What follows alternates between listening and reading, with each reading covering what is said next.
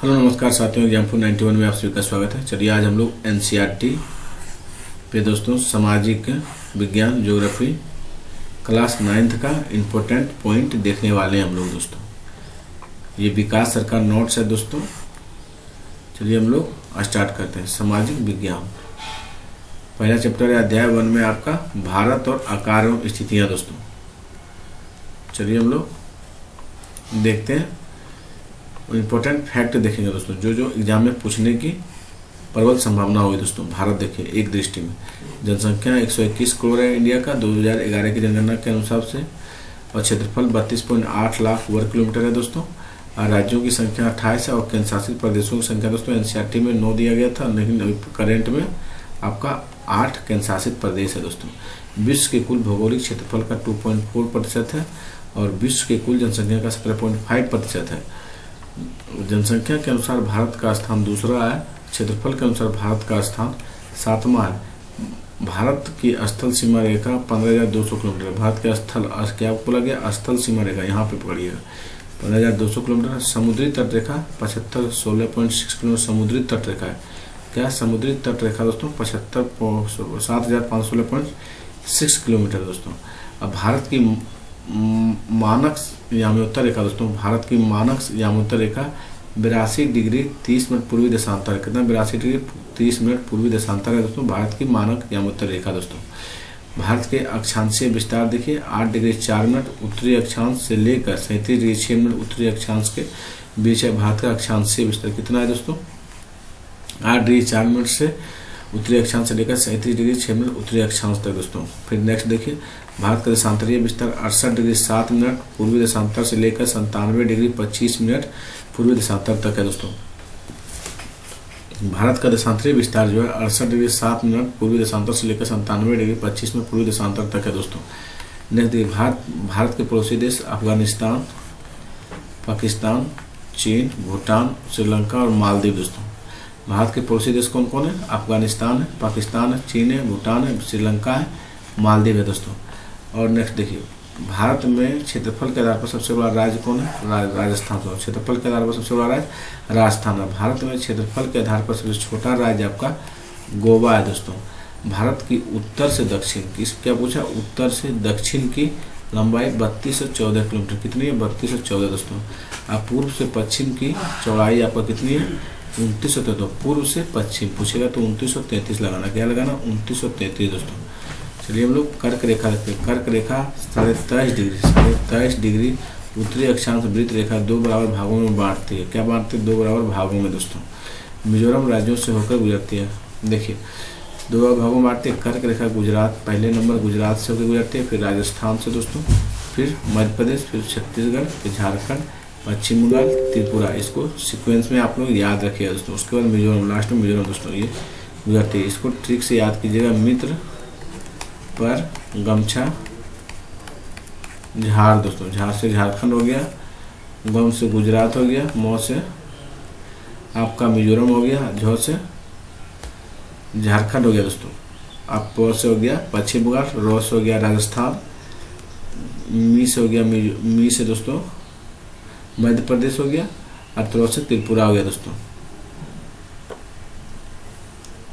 चलिए हम लोग आगे चलते हैं। भारत का आकार देखिए, भारत का क्षेत्रफल 32.8 लाख वर्ग किलोमीटर है दोस्तों। भारत विश्व का 7 बड़ा देश है, विश्व का 7वां बड़ा देश है दोस्तों। चलिए भारत की स्थितियां देखते हैं हम लोग। विश्व मानचित्र पर भारत की स्थिति कैसी है दोस्तों। विश्व के मानचित्र पर भारत की स्थिति 8 डिग्री 4 मिनट उत्तरी अक्षांश से लेकर 37 डिग्री उत्तरी अक्षांश के बीच है दोस्तों। विश्व के मानचित्र पर भारत की स्थिति 8 डिग्री 4 मिनट उत्तरी अक्षांश से लेकर 37 डिग्री 6 मिनट उत्तरी अक्षांश के बीच, और पश्चिम में तथा पश्चिम में 68 डिग्री 7 मिनट से पूर्वी देशांतर से लेकर 97 डिग्री 25 मिनट पूर्वी देशांतर के बीच है दोस्तों। पश्चिम में 68 डिग्री 7 मिनट पूर्वी देशांतर से लेकर 97 डिग्री 25 मिनट पूर्वी देशांतर के बीच स्थित है दोस्तों। इसका उत्तर से दक्षिण तक विस्तार 3214 किलोमीटर। कितना 3214 किलोमीटर। अब पूर्व से पश्चिम का विस्तार 2933 किलोमीटर है दोस्तों। इस तरह इसके अक्षांशीय और देशांतर विस्तार लगभग 30 मिनट का अंतर। कितना 30 मिनट का अंतर दोस्तों। अक्षांशीय और देशांतरीय विस्तार लगभग 30 मिनट का अंतर है दोस्तों। यहाँ से बीपीएससी 3.0 पूछा गया सवाल है दोस्तों। क्षेत्रफल के आधार पर संसार के देशों में भारत की स्थिति देखिए दोस्तों।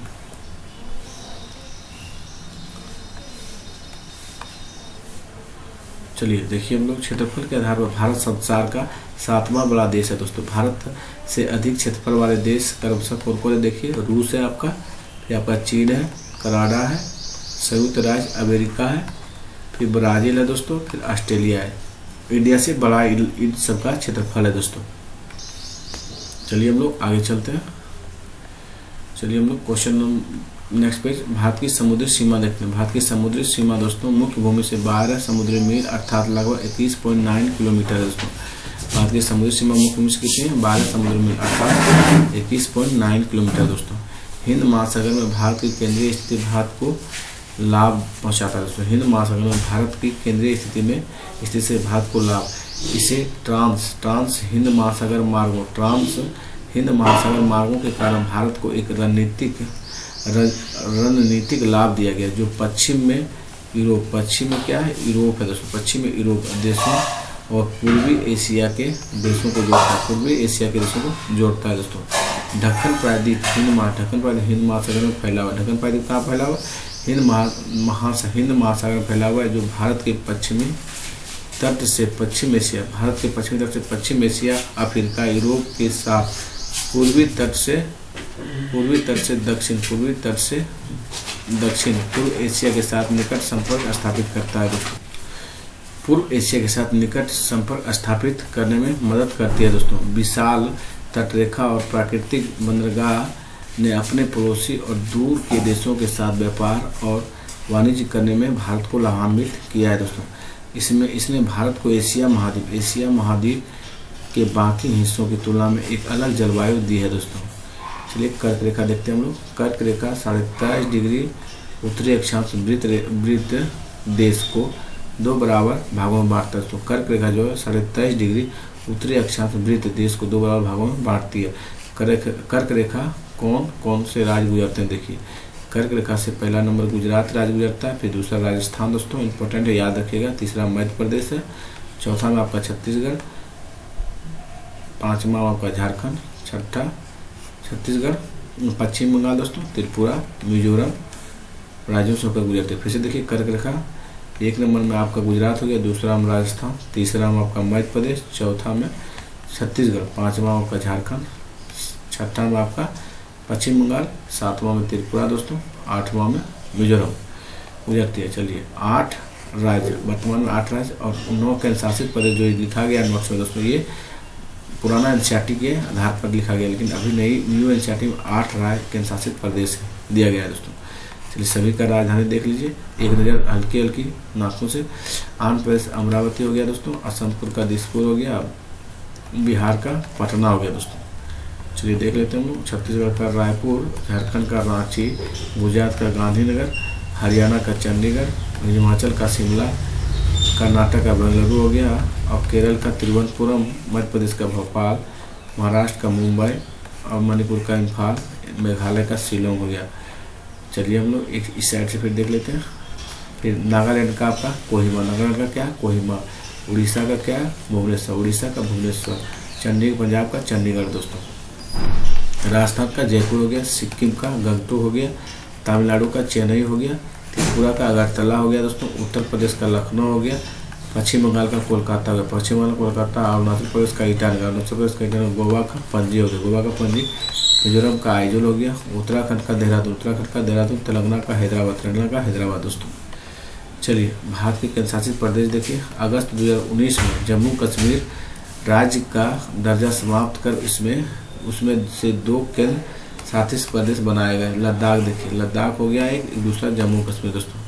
चलिए दिल्ली का राजधानी दिल्ली है दोस्तों, अंडमान निकोबार का पोर्ट ब्लेयर, चंडीगढ़ हो गया। देखिए दादर और नागर हवेली को जोड़ के एक जगह राजधानी बना दिया गया दोस्तों। लक्षद्वीप का हो गया कावारत्ती, पुडुचेरी का पुडुचेरी है, दमन द्वीप को दमन, दोनों को दादर नागर हवेली, दमन द्वीप को दमन राजधानी बनाया गया दोस्तों। लद्दाख का लेह हो गया, जम्मू कश्मीर का श्रीनगर दोस्तों। इसलिए भारत में क्षेत्रफल के आधार पर सबसे बड़ा और छोटा राज्य देखिए, भारत में क्षेत्रफल के आधार पर सबसे बड़ा राज्य आपका राजस्थान, सबसे छोटा राज्य आपका गोवा है दोस्तों। पड़ोसी देश देखिए, भारत की अपनी सीमाएं पाकिस्तान, अफगानिस्तान, चीन, नेपाल, बांग्लादेश, म्यांमार और भूटान के साथ साझा करती है। किसे दोस्तों? पाकिस्तान, अफगानिस्तान, चीन, नेपाल, बांग्लादेश, म्यांमार और भूटान के साथ। समुद्र के पार दक्षिण पड़ोसियों 2 द्वीप देश हैं, मालदीव है और श्रीलंका। कौन है? मालदीव और श्रीलंका दोस्तों। भारत शेष एशिया से अलग है, इसे उपमहाद्वीप कहा जाता है। भारत शेष एशिया से अलग है, इसे उपमहाद्वीप कहा जाता है। उपमहाद्वीप देखिए, किसी महाद्वीप का एक बड़ा भाग जो भौगोलिक और सांस्कृतिक और आर्थिक दृष्टि से महाद्वीप के अन्य भागों से अलग पहचान रखता है तथा उसके भूभाग में एक रूपता हो, उपमहाद्वीप कहलाता है। उसके भूभाग में क्या होता है? एक रूपता, उसे महाद्वीप कहते हैं। भारतीय उपमहाद्वीप में सम्मिलित देशों के नाम कौन कौन से हैं? उपमहाद्वीप में उत्तर पश्चिम में आपका, भारतीय उपमहाद्वीप उत्तर पश्चिम में आपका पाकिस्तान है दोस्तों, उत्तर पश्चिम में। उत्तर में आपका नेपाल है और भूटान है। पूर्व में बांग्लादेश तथा मध्य में भारत है। मध्य में क्या? भारत दोस्तों। चलिए एनसीईआरटी आप सोल्यूशन देखिए। क्वेश्चन नंबर पृष्ठ संख्या 6, चैप्टर नंबर 1 का है दोस्तों। कर्क रेखा किस राज्य से होकर नहीं गुजरती है? तो आपका उड़ीसा से होकर नहीं गुजरती है दोस्तों। भारत के सबसे पूर्वी देशांतर कौन है? पूर्वी देशांतर कौन सा है दोस्तों? तो 97 डिग्री 25 मिनट सबसे पूर्वी दोस्तों। तो 97 डिग्री 25 मिनट कितना? 97 डिग्री 25 मिनट दोस्तों। उत्तराखंड, उत्तर प्रदेश, बिहार, पश्चिम बंगाल, सिक्किम सीमा किस देश को छूती है दोस्तों? तो ये सब सीमा नेपाल को छूती है। किसको छूती है? नेपाल को दोस्तों। चलिए क्वेश्चन नंबर 4 देखिए।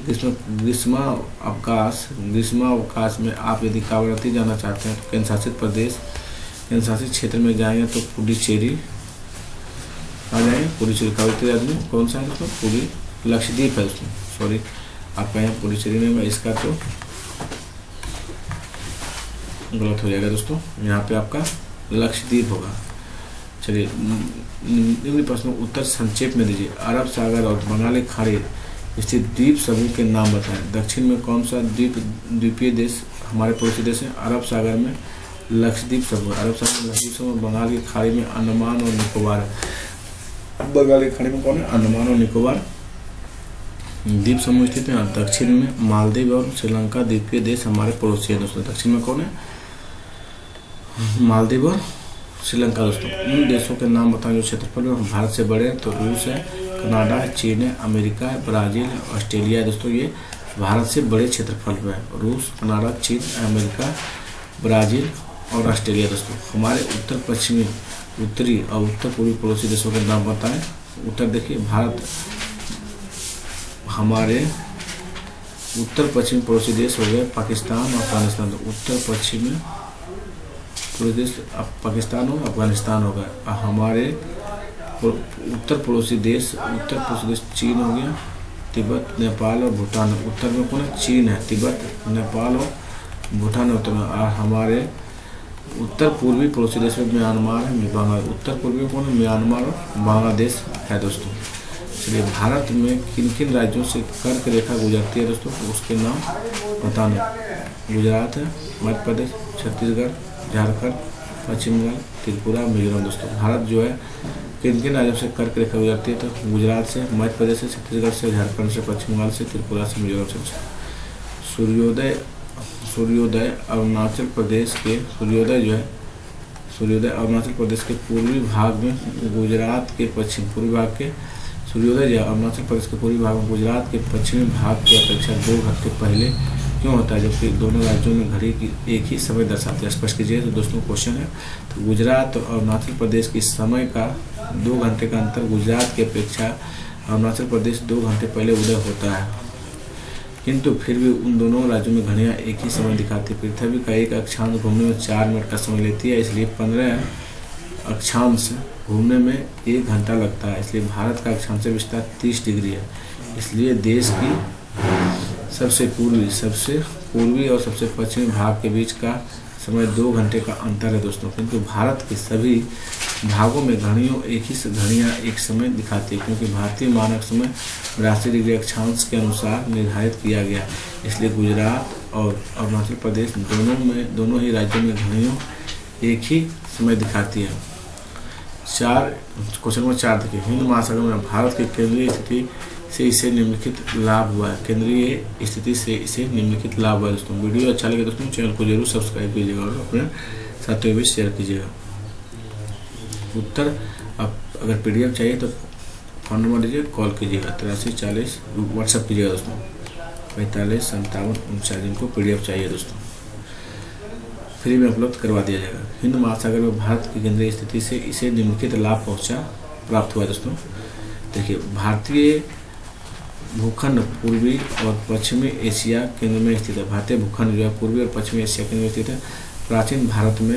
प्राचीन समय में भारत का समुद्री व्यापारिक समुद्र मार्ग से होता था। हिंद महासागर के शीर्ष पर स्थित भारत को केंद्रीय स्थिति इस कार्य की सहायक है। केंद्रीय स्थिति जो है इस कार्य में सहायक रही है। भारत के विचार तथा वस्तुओं का आदान प्रदान अफ्रीका के पूर्वी तटीय देशों, एशिया के पश्चिमी भाग, दक्षिणी देशों, पूर्व में चीन, जापान, दक्षिण पूर्वी देशों के साथ रहा। दोस्तों भारत के विचार तथा वस्तुओं का आदान प्रदान अफ्रीका के पूर्वी तटीय देशों, एशिया के पश्चिमी भाग, दक्षिणी देशों, पूर्व में चीन, जापान और दक्षिण पूर्वी देशों के साथ रहा।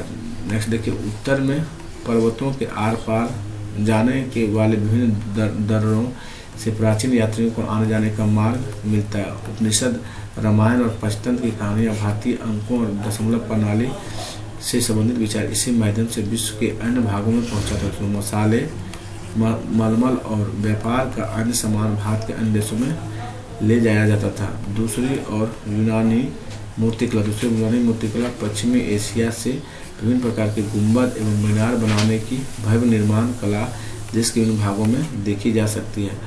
हिंद महासागर में स्थित किसी भी अन्य देश का समुद्र तट भारत जितना बड़ा नहीं है। वास्तव में भारत की महत्वपूर्ण स्थिति के कारण इस महासागर का नामकरण हिंद महासागर भारत के नाम पर किया जाना सही ठहराता है। तो क्वेश्चन नंबर 5 देखिए, दिए गए मानचित्र की सहायता से पहचान कीजिए। अरब सागर बंगाली खाड़ी स्थित द्वीप समूह देखिए, अरब सागर बंगाली खाड़ी में स्थित द्वीप समूह भारतीय उपमहाद्वीप किन देशों से मिलकर बनता है।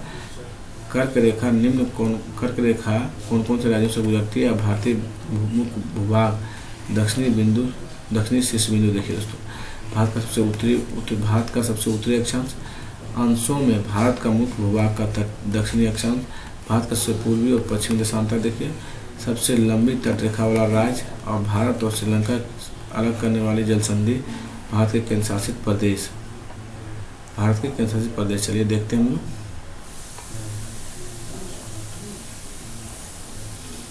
देखिए, सामाजिक विज्ञान भूगोल अध्याय 2 दोस्तों, एनसीईआरटी का 9th का है, भारत का भौतिक स्वरूप। दोस्तों आप लोगों के पास बुक है तो आप लोग जाके ओरिजिनल मिला लीजिएगा, ओरिजिनल कंटेंट है दोस्तों। देखिए, भारत का भौतिक स्वरूप, चलिए देखते हैं हम लोग।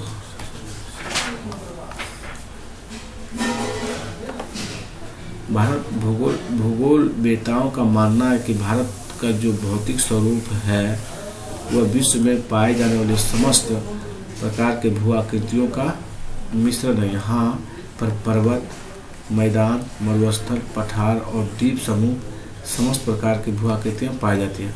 भारत में विभिन्न प्रकार के सेल खंड पाए जाते हैं जो कुछ मुलायम होते हैं, कुछ कठोर भी होती है। भारत में विभिन्न प्रकार की मृदा पाई जाती है, मिट्टी दोस्तों, जिनका विभाजन आकार और रंग के आधार पर किया जाता है। मृदाओं का रंग, आकार, प्रकार उनकी जन्मदात्री सेलों पर निर्भर करता है कि उसका निर्माण किस सेल से हुआ है। तो ये भारत में संपूर्ण क्षेत्रफल का विभाजन देखते हैं। 10.7% पर्वतीय भाग है। क्या दोस्तों 10.7% पर्वतीय भाग, 18.6% पर आपका पहाड़ी, 18.6 पहाड़ी, 27.7% पर दोस्तों पठारी क्षेत्र है। 27.7% पठारी है। 43% भूभाग पर दोस्तों मैदानी भाग, 47% मैदानी है। 10.7 पर्वतीय भाग है, 18.6 पहाड़ियाँ हैं और 27.7 में पठारी है और 43% पर मैदानी भाग है। विभिन्न प्रकार की भू आकृतियों का निर्माण देखिए। इन भौतिक आकृतियों के निर्माण के पीछे कुछ सिद्धांत हैं, जिनमें से एक सिद्धांत है प्लेट विवर्तनिक दोस्तों, जिनमें से एक सिद्धांत क्या है, प्लेट विवर्तनिक सिद्धांत दोस्तों। प्लेट विवर्तनिक का सिद्धांत देखिए, एक सिद्धांत जो भौतिक आकृतियों के निर्माण की व्याख्या करने की कोशिश करता है। प्लेट विवर्तनिक के सिद्धांत के अनुसार पृथ्वी की ऊपरी परपट्टी, प्लेट विवर्तनिक सिद्धांत के अनुसार पृथ्वी की ऊपरी परपट्टी 7 बड़ी और कुछ छोटी प्लेटों से बनी है दोस्तों। प्लेट विवर्तनिक के सिद्धांत के अनुसार पृथ्वी की ऊपरी परपट्टी 7 बड़ी एवं कुछ छोटी प्लेटों से बनी है। प्रमुख विवर्तनिक प्लेट देखिए, प्रशांत महासागरीय प्लेट,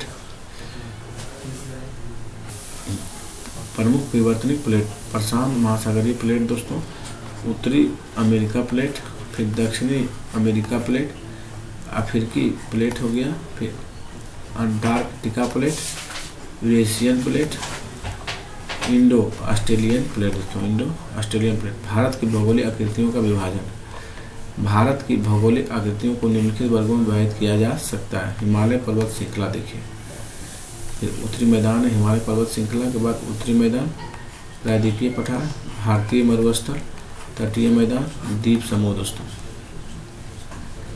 हिमालय पर्वत, हिमालयन को नमीन बलित पर्वत कहा जाता है। हिमालय पर्वत हिमालय पर्वत जो है भारत की उत्तरी सीमा का निर्धारण करता है। हिमालय पर्वत सिंधु नदी से लेकर ब्रह्मपुत्र नदी तक फैला हुआ है। हिमालय पर्वत सिंधु नदी से लेकर ब्रह्मपुत्र नदी तक फैला हुआ है। हिमालय की लंबाई 2400 किलोमीटर है, चौड़ाई कश्मीर में 400 किलोमीटर, अरुणाचल प्रदेश में 150 किलोमीटर है दोस्तों। हिमालय की लंबाई 2400 किलोमीटर है तथा चौड़ाई कश्मीर में, चौड़ाई इसकी कितना है कश्मीर में 400 किलोमीटर, और अरुणाचल प्रदेश में यह 150 किलोमीटर है दोस्तों। फिर से एक बार रिपीट कर देते हैं, इंपॉर्टेंट दोस्तों। हिमालय को नमीन बलित पर्वत कहा जाता है। हिमालय पर्वत भारत की उत्तरी सीमा, कहाँ पे, उत्तरी सीमा का निर्धारण करते हैं। हिमालय पर्वत सिंधु नदी से लेकर ब्रह्मपुत्र नदी तक फैला है। हिमालय की लंबाई 2400 किलोमीटर है तथा चौड़ाई कश्मीर में 400 किलोमीटर है, और अरुणाचल प्रदेश में 150 किलोमीटर है दोस्तों। चलिए हम लोग आगे चलते हैं। उत्तरी मैदान देखिए, उत्तरी मैदान 3 प्रमुख नदी प्रणालियाँ हैं, सिंधु, गंगा एवं ब्रह्मपुत्रा इसकी सहायक नदियों से बनी है। यह मैदान जलोढ़ मृदा से बना है। लाखों वर्षों में हिमालय के गिरिपद में स्थित बहुत बड़े बेसिन द्रोणीपुत्र में जलोढ़ों के बफा निक्षेप हुआ, जिससे इस उपजाऊ मैदान का निर्माण हुआ दोस्तों। उत्तरी मैदान 3 प्रमुख नदी प्रणालियाँ, सिंधु, गंगा, ब्रह्मपुत्रा इनकी सहायक नदियाँ से बना है दोस्तों। यह मैदान जलोढ़ मृदा से बना है। लाखों वर्षों में हिमालय के गिरिपाद में स्थित बहुत से बेसिन द्रोणित में जलोढ़ों का बफा निक्षेप हुआ, जिससे इस उपजाऊ मैदान का निर्माण हुआ। इसका विस्तार 7 लाख वर्ग किलोमीटर वेब क्षेत्र पर है। यह मैदान लगभग 2400 किलोमीटर लंबा एवं 240 से 320 किलोमीटर चौड़ा है। यह मैदान जो है लंबा 2400 किलोमीटर, लेकिन चौड़ाई 340 से 320 किलोमीटर है। यह सघन जनसंख्या वाला भौगोलिक क्षेत्र है। समश्रम मृदा आवरण, पर्याप्त पानी की उपलब्धता, अनुकूल जलवायु वेब के कारण कृषि की दृष्टि से यह भारत का अत्यधिक उत्पादक क्षेत्र है। कृषि की दृष्टि से भारत का अत्यधिक उत्पादक क्षेत्र है। चलिए उत्तरी मैदान देखते हैं हम लोग। इसका विस्तार 7 लाख वर्ग किलोमीटर क्षेत्र में फैला है दोस्तों। उत्तरी मैदान 7 लाख वर्ग किलोमीटर, इसकी लंबाई 2400 किलोमीटर तथा चौड़ाई इसकी 240 से 320 किलोमीटर, चौड़ाई इसका 240 से 320 किलोमीटर है दोस्तों। यह मैदान भारत का सबसे अधिक जनसंख्या वाला भाग है। यह मैदान भारत का सबसे अधिक जनसंख्या वाला भाग है दोस्तों। कृषि के लिए अनुकूल दशाओं के कारण यह क्षेत्र सर्वाधिक कृषि उत्पादकता वाला क्षेत्र है। कृषि के लिए अनुकूल दशाओं के कारण यह क्षेत्र सर्वाधिक कृषि उत्पादकता क्षेत्र है। इस कारण से भारत का अन्न भंडार गृह कहा जाता है। उत्तर भारत को अन्न भंडार गृह कहा जाता है दोस्तों। उत्तरी मैदान का विभाजन देखिए। उत्तर के मैदान को 3 भागों में विभाजित किया गया। चलिए देखते हैं गंगा का मैदान देखिए। गंगा के मैदान का विस्तार घग्गर तथा तीस्ता नदियों के बीच है। घग्गर और गंगा के मैदान का विस्तार घग्गर तथा तीस्ता नदियों के बीच है। उत्तरी भारत के राज्यों में हरियाणा, दिल्ली, उत्तर प्रदेश, बिहार, झारखंड के कुछ भाग तथा पश्चिम बंगाल में फैला है।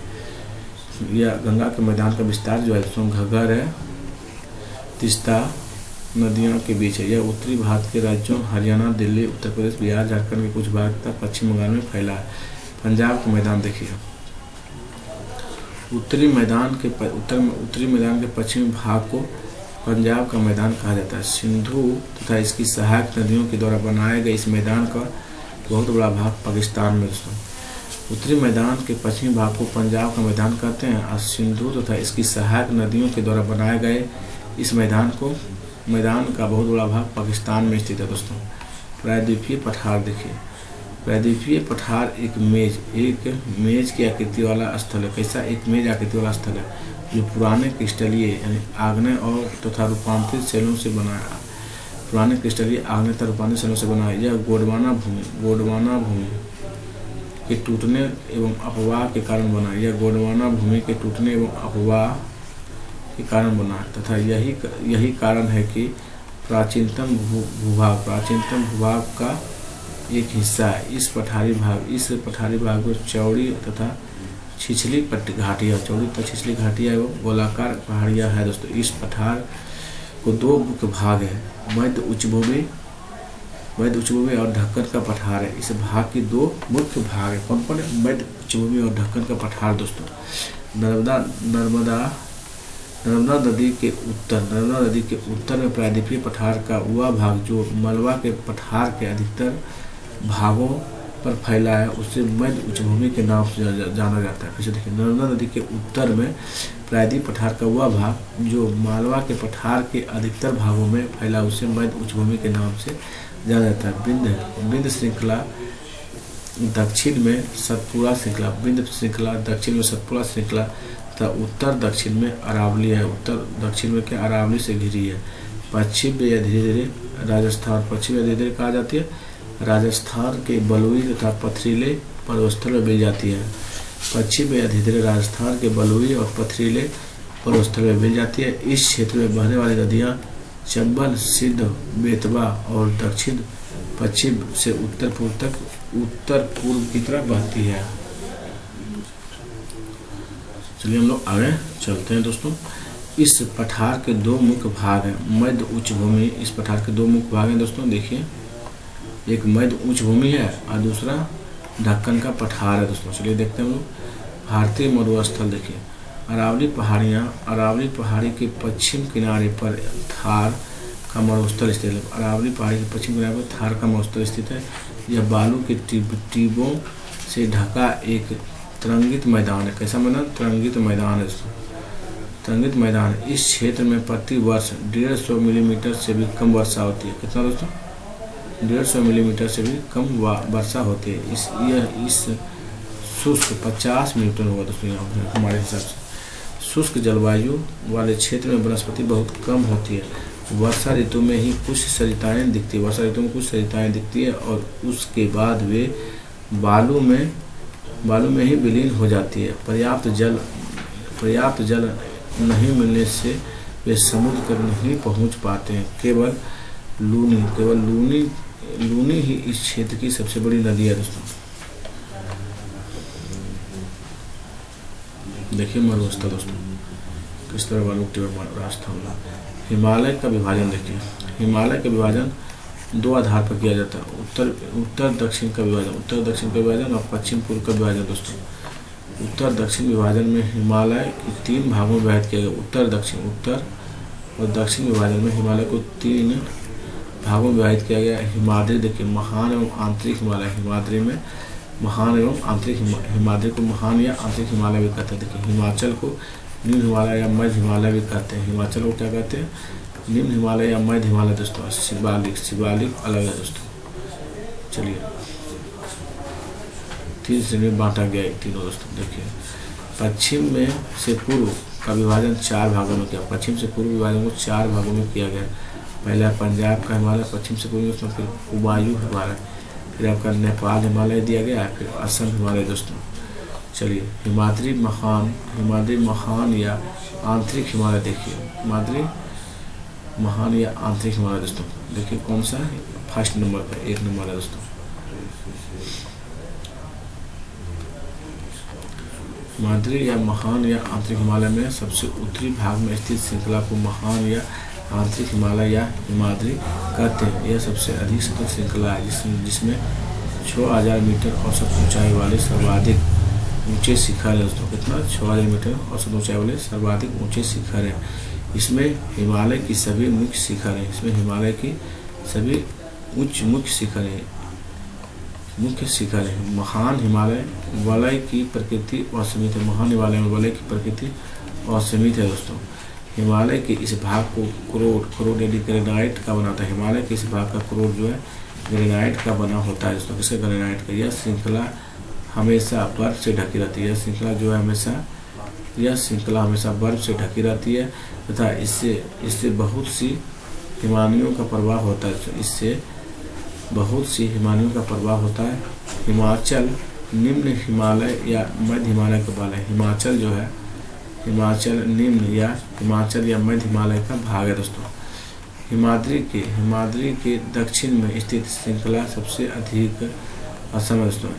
हिमाद्री के दक्षिण में स्थित श्रृंखला जो है सबसे अधिक असम में, यह हिमाचल और निम्न हिमालय, यह हिमाचल देखिए हिमाद्री के दक्षिण में स्थित श्रृंखला सबसे अधिक असम एवं हिमालय के निम्न हिमालय हिमाचल या निम्न हिमालय के नाम से जाना जाती है दोस्तों। इससे फिर से देखिए हिमाद्री के दक्षिण में स्थित श्रृंखला सबसे अधिक असम में, कहाँ? असम में दोस्तों। यह हिमाचल या निम्न हिमालय के नाम से जाना जाता है। इन श्रृंखलाओं का निर्माण मुख्यतः अत्यधिक संपीड़ित परिवर्तन शैलों से हुआ। किससे? अत्यधिक संपीड़ित परिवर्तन शैलों से हुआ है। इसकी ऊंचाई 3700 मीटर से 4500 मीटर के बीच, औसत चौड़ाई 50 किलोमीटर, इसके मतलब 50 किलोमीटर। जबकि पीर पंजाल श्रृंखला सबसे लंबी है और सबसे महत्वपूर्ण श्रृंखला है। धौलाधर एवं महाभारत श्रृंखलाएं भी महत्वपूर्ण है दोस्तों। इसी श्रृंखला में कश्मीर की घाटी तथा हिमाचल के कांगड़ा और कुल्लू की घाटियां भी स्थित है। इसी श्रृंखला में कश्मीर की घाटी तथा हिमाचल की कांगड़ा और कुल्लू की घाटियां स्थित है। इस क्षेत्र को पहाड़ी नगरों के लिए जाना जाता है। शिवालिक देखिए, भारत का भौतिक स्वरूप देखिए। हिमालय की सबसे बाहरी श्रृंखला को शिवालिक कहते हैं। भारत का हिमालय की बाहरी श्रृंखला को शिवालिक, हिमालय की बाहरी श्रृंखला क्या कहते हैं? शिवालिक दोस्तों। चलिए इसकी चौड़ाई 10 से 50 किलोमीटर है, तो इसकी चौड़ाई 10 से 50 किलोमीटर तथा ऊंचाई 900 से 1100 मीटर में बीच स्थित है। इसकी चौड़ाई 10 से 50 किलोमीटर और ऊंचाई 900 से 1100 मीटर के बीच है। ये श्रृंखला उत्तर में स्थित मुख्य हिमालय की श्रृंखलाओं के नदियों द्वारा लाई गई और संपीड़ित अवसादों से बनी है। ये घाटियाँ बजरी तथा जलोढ़ की मोटी परत से ढकी हुई है। निम्न हिमाचल और शिवालिक के बीच स्थित लंबवत घाटी को दून के नाम से जाना जाता है। कुछ प्रसिद्ध दून दिया गया, देहरादून, कोटली दून, पाटली दून दोस्तों। हिमाचल में पाए जाने वाले प्रमुख दर्रे देखिए, काराकोरम दर्रा, रोहतांग दर्रा, बुर्जिल दर्रा, ये क्वेश्चन आया गया है दोस्तों। जोजिला दर्रा, पीर पंजाल दर्रा और सिपकिला दर्रा दोस्तों। कौन है? काराकोरम दर्रा, रोहतांग दर्रा, बुर्जिल दर्रा, जोजिला दर्रा, पीर पंजाल दर्रा और सिपकिला दर्रा दोस्तों, हिमाचल में है ये। पश्चिम से पूर्व का विभाजन देखिए, हिमालय को पश्चिम से पूर्व स्थित क्षेत्रों के आधार पर भी विभाजित किया गया है। इन वर्गीकरणों को नदी घाटियों की सीमाओं पर वर्गीकरण को नदी घाटियों की सीमाओं के आधार पर किया गया। सतलज एवं सिंधु के बीच स्थित हिमालय के भाग को पंजाब हिमालय कहते हैं। सतलज और सिंधु के बीच हिमालय के भाग को पंजाब हिमालय कहते हैं। इसकी लंबाई 560 किलोमीटर है दोस्तों। चलिए पश्चिम से पूर्व तक कश्मीर, पश्चिम से पूर्व तक इसे कश्मीर तथा हिमाचल के नाम से जाना जाता है। कश्मीर तथा हिमाचल के नाम से जानते हैं। पश्चिम से पूर्व दोस्तों सतलुज तथा काली, सतलज तथा काली नदियों के बीच हिमालय के भाग को कुमायूं हिमालय कहते हैं। क्या कहते हैं? कुमायूं हिमालय दोस्तों। इसकी लंबाई जो है दोस्तों 320 किलोमीटर है। चलिए हम लोग आगे बढ़ते हैं साथ में। चलिए, काली और तीस्ता नदियों को नेपाल हिमालय तथा तीस्ता और दिहांग को असम हिमालय कहते हैं। काली और तीस्ता नदियों को क्या कहते हैं? नेपाल हिमालय। इसकी लंबाई जो है कितना है दोस्तों? आपका 800 किलोमीटर है। कितना है दोस्तों? 800 किलोमीटर है इसकी लंबाई। और तीस्ता और दिहांग नदियों की लंबाई कितना है दोस्तों? इसकी लंबाई 720 किलोमीटर है साथियों। ये हम लोग आगे की ओर बढ़ते हैं दोस्तों। ब्रह्मपुत्रा का मैदान देखिए। ब्रह्मपुत्रा का मैदान इसके पश्चिम में विशेषकर असम में स्थित है। बस ब्रह्मपुत्रा का जो मैदान है पश्चिम में विशेषकर असम में स्थित है। चलिए, आकृति भिन्नता के आधार पर उत्तरी मैदानों का विभाजन देखते हैं हम लोग। आकृति भिन्नता के आधार पर उत्तरी मैदान को 4 भागों में विभाजित किया गया। आकृति भिन्नता के आधार पर उत्तरी मैदान को 4 भागों में विभाजित किया जा सकता है। पहले देखिए भावर। नदियाँ और पर्वतों से नीचे उतरते, नदियाँ जो है पर्वतों से नीचे उतरते समय शिवालिक की ढाल पर 8 से 16 किलोमीटर की चौड़ी पट्टी में गुटिकाओं का निक्षेपण करते हैं, जिसे भावर के नाम से जाना जाता है। सभी सरिताएं इस भावर पट्टी में विलुप्त हो जाती है। जो सभी धारा होती है, जैसे नदी आ रही है, धारा जो है सभी सरिताओं में भावर पट्टी में लुप्त हो जाती है, दोस्तों विलुप्त हो जाती है। तराई देखिए। इस पट्टी के दक्षिण में ये सरिताएं एवं नदियाँ पुनः निकल जाती है। इस पट्टी के दक्षिण में ये जो छिपती है दोस्तों, विलुप्त होती है, वो निकल जाती है बाहर होती है। यह नम और दलदली क्षेत्र का निर्माण कृषि तराई कहते हैं दोस्तों। देखिए इस तरह हो जाता है भावर और तराई, यही है दोस्तों। चलिए भांगर देखिए। भांगर उत्तरी मैदान का सबसे विशालतम भाग पुराने जलोढ़ का बना है। उत्तरी मैदान का सबसे विशालतम भाग पुराने जलोढ़ का बना है। वे नदियों के बाढ़ वाले मैदानों के ऊपर स्थित है तथा वेदिका जैसी आकृति प्रदर्शित करते हैं। इस भाग को भांगर नाम से जानता है। किस नाम से? भांगर के नाम से जानता है। इस क्षेत्र की मृदा को चूनेदार निक्षेप पाए जाते हैं। इस क्षेत्र की मृदा में चूनेदार निक्षेप पाए जाते हैं, जिसे स्थानीय भाषा में कंकड़ कहा जाता है। चलिए हम लोग आगे चलते हैं। खादर देखिए। खादर द्वारा ये देखिए चूने टाइप का जो मृदा है। बाढ़ वाले मैदानों के नए तथा युवा निक्षेपण को खादर कहा जाता है। इनका लगभग प्रत्येक वर्ष पुनर्निर्माण होता है, इसलिए ये उपजाऊ होते हैं और गहन खेती के लिए आदर्श होती है। गहन खेती के लिए आदर्श दोस्तों। ये देखिए दोस्तों, नई मिट्टी हर साल बनती है। दोआब देखिए। दोआब जो है दोस्तों, दोआब का अर्थ होता है 2 नदियों के बीच की भूमि। दोआब 2 शब्दों से मिलकर बना है, दो तथा पानी। आब मतलब पानी दोस्तों। मध्य उच्च भूमि देखिए। नर्मदा नदी के उत्तर में प्रायद्वीपीय पठार का वह भाग जो मालवा के पठार के अधिकतर भागों में फैला है। नर्मदा नदी के उत्तर में प्रायद्वीपीय पठार का वह भाग जो मालवा के पठार के अधिकतर भागों में फैला है, उसे मध्य उच्च भूमि के नाम से क्या जानते हैं? मध्य उच्च भूमि के नाम से जाना जाता है। विंध्याचल श्रृंखला दक्षिण में सतपुड़ा श्रृंखला, उत्तर पश्चिम में अरावली से घिरी है। विंध्य श्रृंखला दक्षिण में सतपुड़ा श्रृंखला तथा उत्तर पश्चिम में अरावली से घिरी है। पश्चिम में यह धीरे धीरे राजस्थान के बलुई और पथरीले मरुस्थल में मिल जाती है। पश्चिम में धीरे धीरे राजस्थान के बलुई पथरीले मरुस्थल में मिल जाती है। दक्षिण का पठार देखिए। दक्षिण का पठार एक त्रिभुजाकार भूभाग है। दक्षिण का जो पठार है त्रिभुजाकार भूभाग है, जो नर्मदा नदी के दक्षिण में स्थित है। उत्तर में इसके चौड़े आधार पर सतपुड़ा की श्रृंखला है, जबकि महादेव कैमूर की पहाड़ी तथा मैकाल की श्रृंखला, जबकि महादेव कैमूर की पहाड़ी और मैकाल की श्रृंखला इसके पूरे विस्तार है। इसके पूरे महादेव कैमूर की पहाड़ी मैकाल श्रृंखला इसके पूरे विस्तार है। दक्षिण का पठार पश्चिम में ऊंचा और पूर्व की ओर कम ढाल वाला। तो दक्षिण का पठार जो है पश्चिम में ऊंचा होता है और पूर्व में कम ढाल वाला है। इस पठार का एक भाग उत्तर पूर्व में भी देखा जाता है, जिसे स्थानीय रूप से मेघालय यानी कॉर्बी एंगलोंग पठार तथा उत्तर में कचारी पहाड़ी, उत्तर में क्या कचार पहाड़ी के नाम से भी जाना जाता है। ढक्कन ट्रेप देखिए, प्रायद्वीपीय पठार का वह क्षेत्र जहाँ काली मृदा पाई जाती है। ढक्कन प्रायद्वीपीय पठार का वह क्षेत्र काली मृदा पाई जाती है, वह ढक्कन ट्रेप कहलाती है। क्या कहते हैं? ढक्कन ट्रेप कहलाती है। डेल्टा देखिए, नदी के सागर में मिलने से पहले उसके प्रवाह में हल्का अवरोध आने पर मलबे का निक्षेपण होने लगता है। इससे अवसाद जमा होकर त्रिभुजाकार रूप ले लेता है, जिसे डेल्टा कहते हैं। दोस्तों, नदी के सागर में मिलने से पहले उसके प्रवाह में हल्का अवरोध आने पर मलबे का निक्षेपण होने लगता है। इससे अवसाद जमा होकर एक त्रिभुजाकार रूप ले लेता है, जिसे डेल्टा कहते हैं। चलिए हम लोग आगे देखते हैं। प्रायद्वीपीय पठार के किनारे संकीर्ण तटीय पट्टियों का विस्तार है। प्रायद्वीपीय पठार के किनारे पर क्या है? संकीर्ण तटीय पट्टियों का विस्तार है। यह पश्चिम में अरब सागर से लेकर पूर्व में बंगाल की खाड़ी तक विस्तृत है।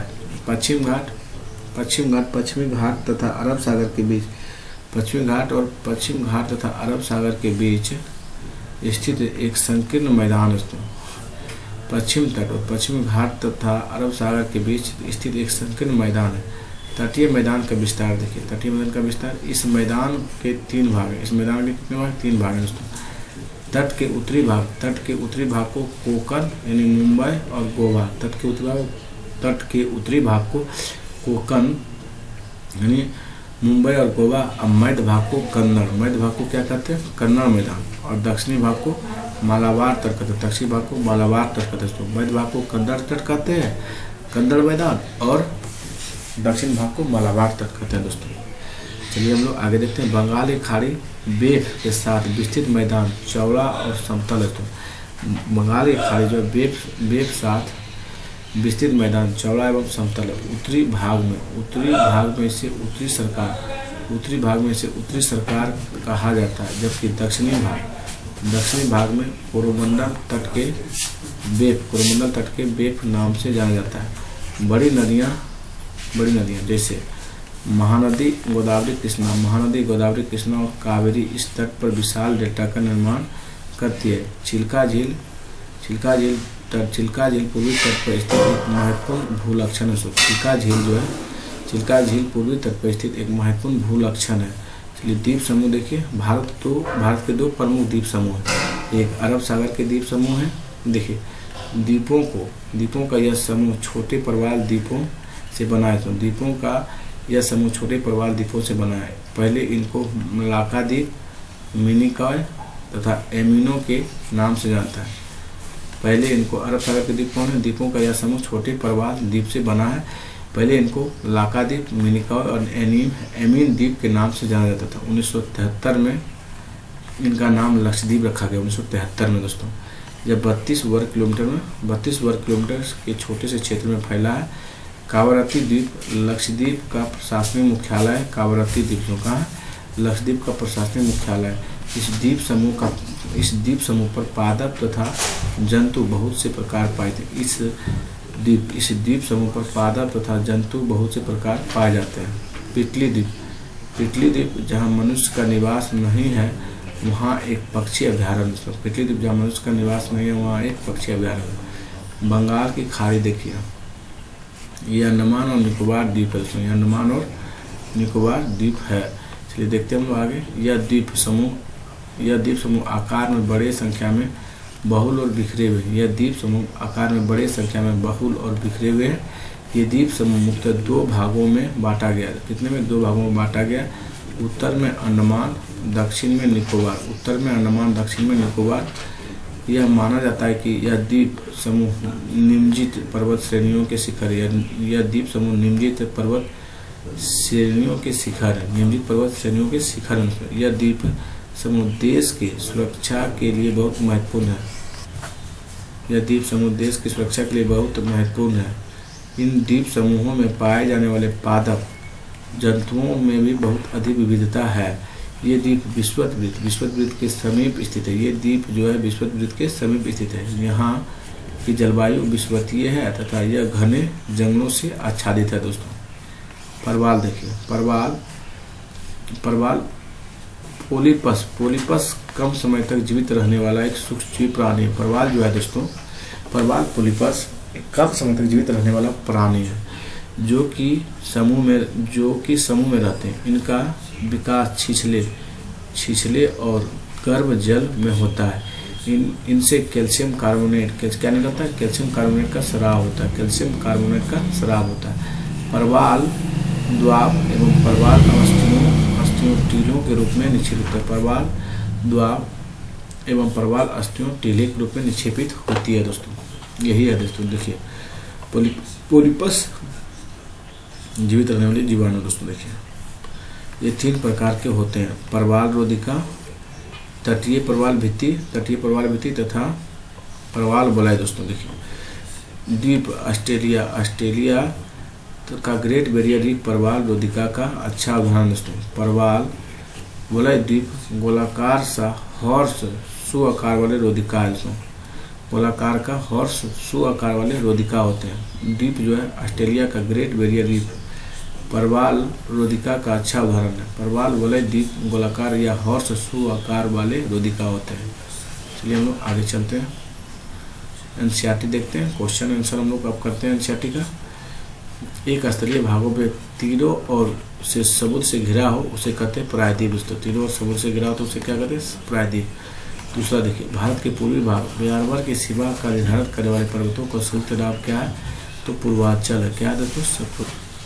भारत के पूर्वी भाग में म्यांमार की सीमा का निर्धारण करने वाले पर्वतों के संयुक्त नाम क्या है? पूर्वांचल दोस्तों। चलिए हम लोग 3 नंबर देखते हैं। गोवा के दक्षिण में स्थित पश्चिम तटीय पट्टी को क्या कहते हैं? तो दोस्तों हम लोग कन्नड़ तट कहते हैं। क्या कहते हैं? कन्नड़ तट। गोवा के दक्षिण में स्थित पश्चिम तटीय पट्टी को कन्नड़ कहते हैं। चौथा देखिए, पूर्वी घाट का सर्वोच्च शिखर क्या है दोस्तों? तो महेंद्रगिरी है। क्या? महेंद्रगिरी पूर्वी घाट का सर्वोच्च शिखर है दोस्तों। चलिए भावर क्या है दोस्तों? संक्षेप में आंसर देना है। भावर वह तंग पट्टी है जिसका निर्माण कंकड़ों के जमा होने से होता है, जो शिवालिक की ढलान के समांतर सिंधु एवं तीस्ता नदियों के बीच पाई जाती है। इस पट्टी का निर्माण पहाड़ियों के नीचे उतरते समय विभिन्न नदियों द्वारा किया जाता है। सभी नदियां भावर पट्टी में आकार में विलुप्त हो जाती है। सभी नदियां भावर पट्टी में आकर विलुप्त हो जाती है। हिमालय के 3 प्रमुख विभागों के नाम उत्तर से दक्षिण क्रम में बताएं। हिमालय के 3 प्रमुख विभागों के नाम उत्तर से दक्षिण क्रम में बताएं दोस्तों। तो महान या आंतरिक हिमालय, फिर दूसरा हिमाद्री या फिर हिमाचल या निम्न हिमालय, फिर बाह्य हिमालय या शिवालिक दोस्तों। महान या आंतरिक हिमालय या हिमाद्री, हिमाचल या निम्न हिमालय, फिर बाह्य हिमालय या शिवालिक दोस्तों। देखिए अरावली विंध्याचल की पहाड़ियों का कौन सा पठार स्थित है दोस्तों? अरावली जो है विंध्याचल की पहाड़ियों में कौन से पठार पर स्थित है? तो मालवा पठार अरावली और विंध्याचल पहाड़ियों के बीच है। मालवा पठार जो है अरावली और विंध्याचल की पहाड़ियों के बीच स्थित है दोस्तों। भारत के उन द्वीपों का नाम था जो परवाल भित्ति के हैं। हिमालय विश्व की सर्वाधिक ऊंची एवं मजबूत बाधाओं को प्रतिनिधित्व करता है। उत्तर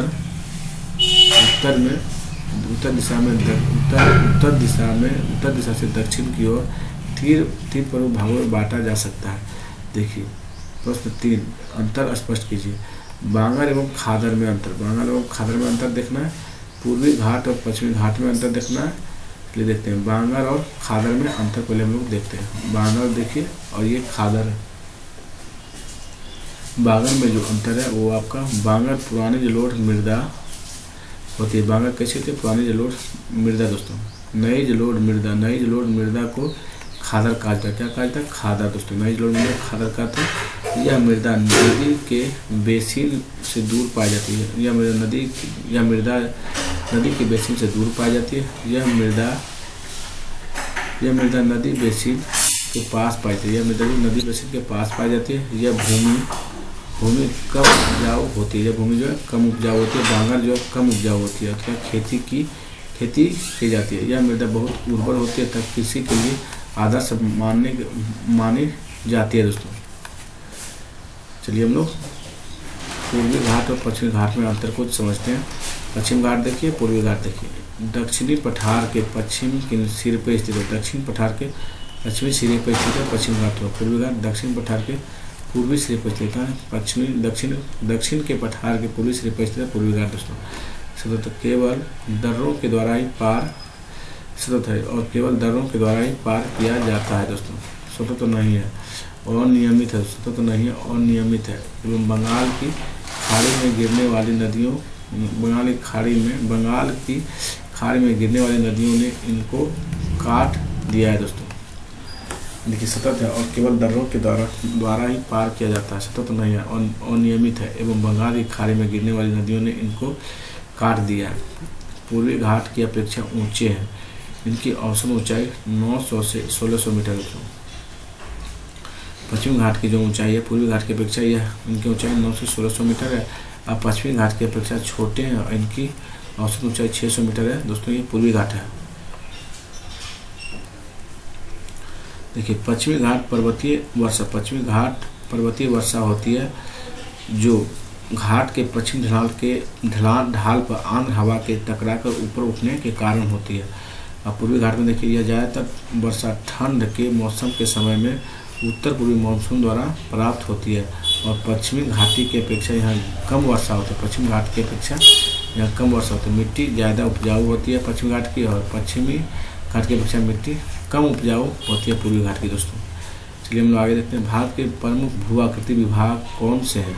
हिमालय क्षेत्र और प्रायद्वीपीय पठार के उच्चावच लक्षणों में क्या अंतर है? चलिए देखते हैं, हिमालय क्षेत्र और प्रायद्वीपीय पठार के उच्चावच में लक्षणों का अंतर समझते हैं हम लोग। देखिए, भारत के भू-आकृति विभाग देखिए कौन कौन से हैं। उत्तर का विशाल पर्वत, उत्तर का मैदान, प्रायद्वीपीय पठार, भारतीय मरुस्थल, तटीय मैदान तथा द्वीप समुद्र, ये सब है आपका भारत के प्रमुख भू-आकृति विभाग। दोस्तों चलिए देखते हैं हम हिमालय क्षेत्र और प्रायद्वीपीय पठार, हिमालय क्षेत्र तथा प्रायद्वीपीय पठार के उच्चावच लक्षणों में अंतर।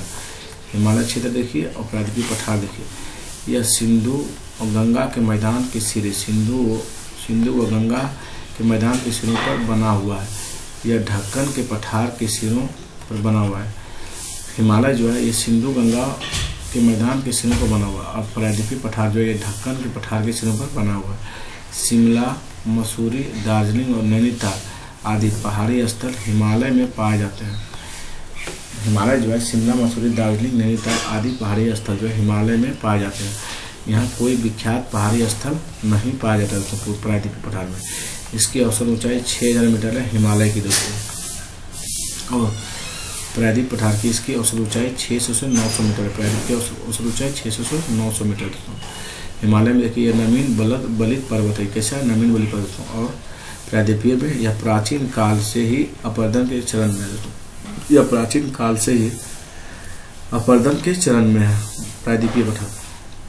यह बहुत से महाखड़ एवं यू आकार की घाटियों से बना है। यह बहुत से महाखड़ एवं यू आकार की घाटियों से बना हिमालय। दोस्तों यह प्रायद्वीपीय पठार जो है पठार को कई नदियों द्वारा बुरी तरह से काट दिया गया। पठार को नदियों द्वारा पूरी तरह से काट दिया गया। छठा देखिए, इसमें बहुत कम खनिज पाए जाते हैं हिमालय। दोस्तों ये खनिजों का भंडार है प्रायद्वीपीय पठार। यह 12मासी नदियों का उद्गम हिमालय से होता है। 12मासी, 12 महीने से पानी निकलता है इस पठार प्रायद्वीपीय में। इस पठार में निकलने वाली नदियाँ बरसाती होती है। कैसी होती है?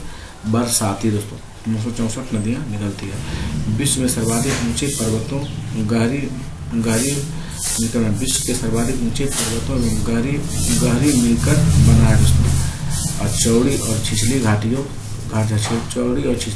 तथा गोलाकार घाटियों से मिलकर बना है। प्रायद्वीपीय पठार जो चौड़ी एवं छिछली घाटियों तथा गोलाकार घाटियों से मिलकर बना है। और हिमालय जो है विश्व के सर्वाधिक ऊंचे पर्वतों एवं गहरी मिलकर बना है। चलिए आगे देखते हैं।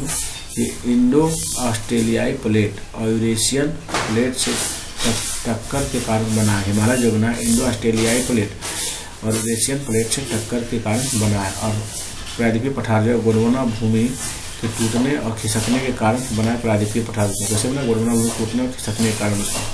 दसवां देखिए, तलझट्टी चट्टानों से बना है। हिमालय कैसे बना? तलझट्टी घटी चट्टानों से बना है दोस्तों। ये आग्नेय एवं कायांतरीय चट्टानों से बना है। प्रायद्वीपीय पठार जो है कैसे किसका बना हुआ है? आग्नेय और कायांतरीय चट्टानों से बना है। भूवैज्ञानिक दृष्टि से यह अस्थिर क्षेत्र में आता है। तो भूवैज्ञानिक दृष्टि से हिमालय जो है अवस्थित, भूवैज्ञानिक की दृष्टि से यह स्थिर क्षेत्र में आता है दोस्तों। प्रायद्वीपीय पठार जो है भूवैज्ञानिक की दृष्टि से कैसा क्षेत्र है? स्थिर क्षेत्र में आता है। 12वां पॉइंट यह विश्व का सर्वाधिक ऊंचा पर्वत है दोस्तों। विश्व का सर्वाधिक ऊंचा पर्वत हिमालय है दोस्तों। और मध्य उच्च भूमि, प्रायद्वीपीय पठार जो है मध्य उच्च भूमि या नीची पहाड़ियों से बना है। और इसमें कोई भी चोटी विश्वविख्यात ऊंचाई का नहीं है दोस्तों प्रायद्वीपीय पठार में। और हिमालय में बहुत सी प्रसिद्ध नदियाँ निकलती है दोस्तों। और नर्मदा और ताप्ती जैसी कुछ ही नदियाँ प्रायद्वीपीय पठार से, जैसे सिंधु, गंगा और ब्रह्मपुत्र निकलती है दोस्तों। सिंधु, गंगा, ब्रह्मपुत्र निकलती है।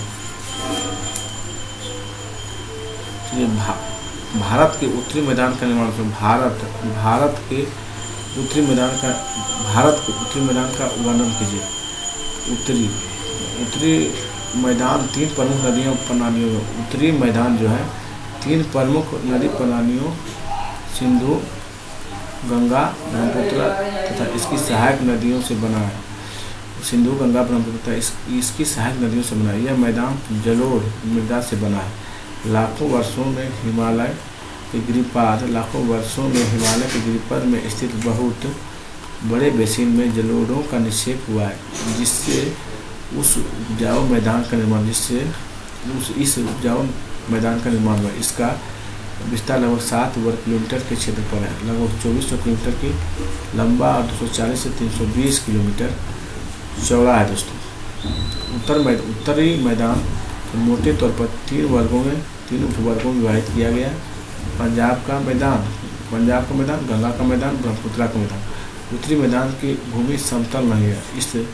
इन विस्तृत मैदानों को भौगोलिक आकृतियों में भी विविधता है। आकृति भिन्नता के आधार पर उत्तरी मैदानों को 4 वर्गों में भी विभाजित किया गया है।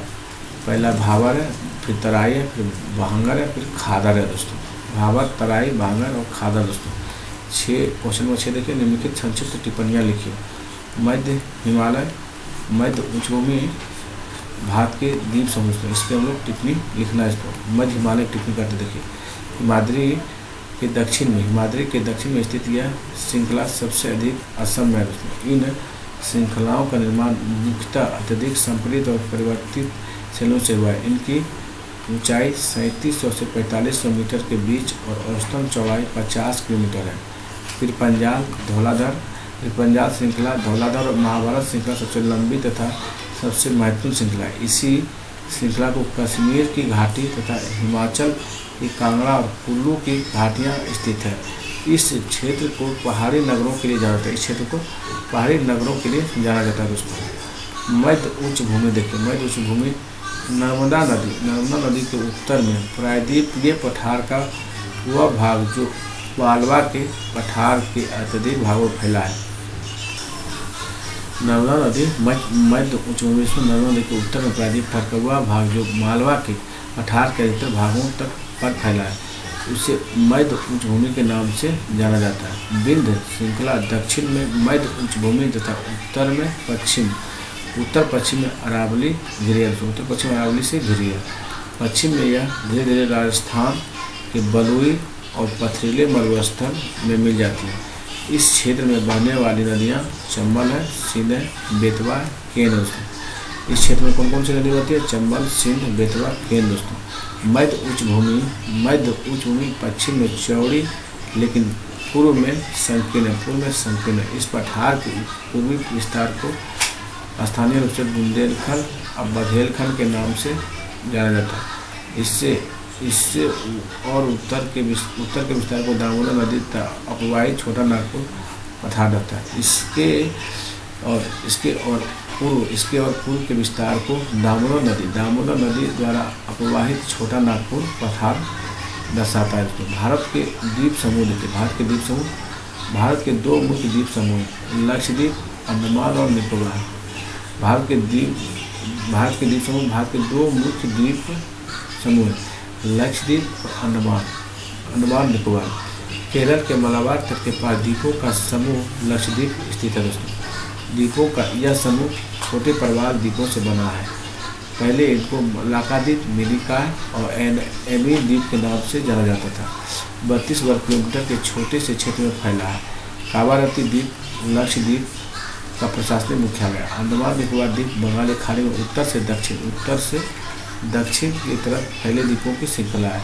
यह द्वीप समूह आकार में बड़ी संख्या में बहुल और बिखरे